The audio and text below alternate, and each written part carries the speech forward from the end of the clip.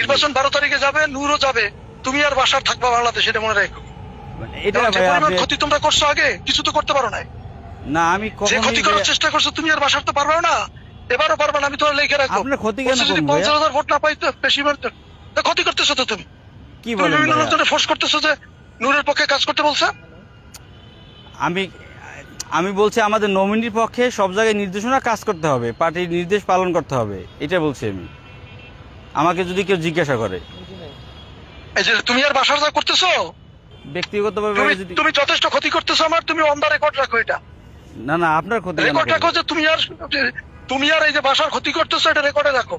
এটা জমা হবে কিন্তু না না ভাই, যথাসময়ে। আপনি ভুল বুঝতেছেন। আমি আপনার ক্ষতি কেন করব?